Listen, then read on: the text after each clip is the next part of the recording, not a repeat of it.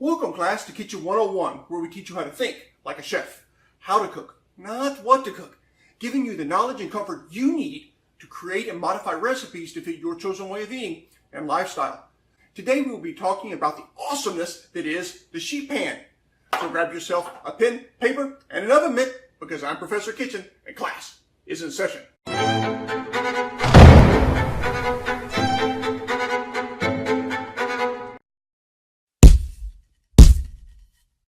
This is a sheet pan. Well, technically it's a half sheet pan.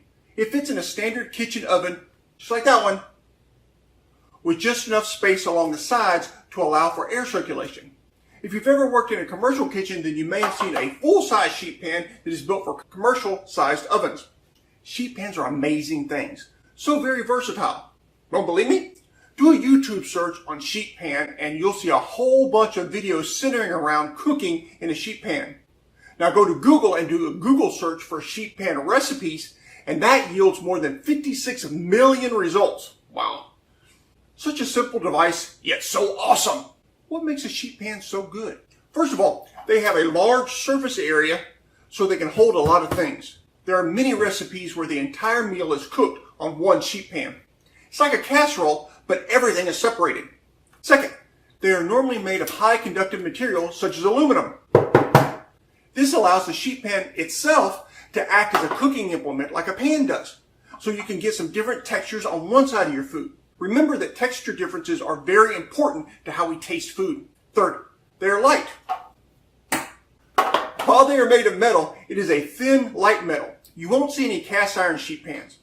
Even cooks of a more, let's say, diminutive stature can easily lift a sheet pan despite its large size.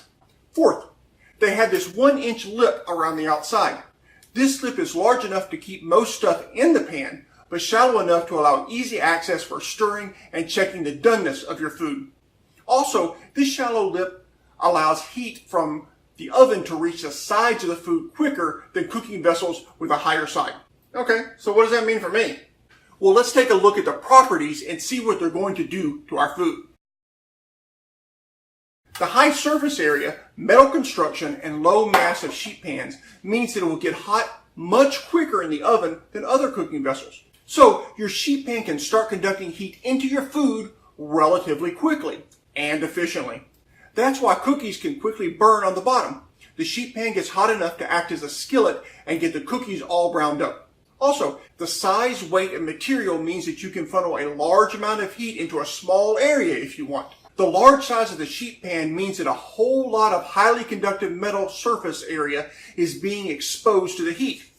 If you choose to put a few small items, again like cookies, then all the heat from the pan is being pushed into the small items. However, if you cover the bottom, like with a sheet cake, then the heat is spread out and not concentrated. Because of the lip, you can do things like the aforementioned sheet cake. The 1-inch lip gives more room than you think it would for holding in liquids, like cake batter, or things that might like to roll off, like Brussels sprouts. Roasting vegetables goes from problematic to easy when using a sheet pan. Stirring the veggies occasionally to ensure even cooking doesn't make a mess because the lip helps keep the nummy goodness in its place. So, how can we apply this knowledge to our cooking? Well, if you want to cook something in the oven and want crispness to it, then you need to put it alone in a sheet pan. No water or broth or whatever. Just the thing you want to have a crispier side. However, to turn that around, if you want to cook in an oven on a sheet pan but don't want it crispy, then you're going to need to put some insulation in there with it. Some liquids or silicone paper or extra vegetables would all help to absorb the heat and keep the pan from becoming a hot spot on the food. The rule is pretty simple. It's a mass to heat ratio. The more mass you have to heat up, then the more heat it's going to take. A dozen cookies will get crisp bottoms, but a cookie cake will not. Potato bites can get a tasty char, but a T-bone steak won't. Bacon will fry in its own fat, but a roast is going to soak in its own juices. Don't be afraid of this wonderful cooking tool. A little thought and planning, and the humble sheet pan can become one of your greatest kitchen assets. My favorite thing to cook in a sheet pan is roasted Brussels sprouts, onions, and garlic. What's your favorite thing to cook in a sheet pan? Let me know in the comments section below. Thank you for coming. I hope you have a great week. God bless. Class dismissed.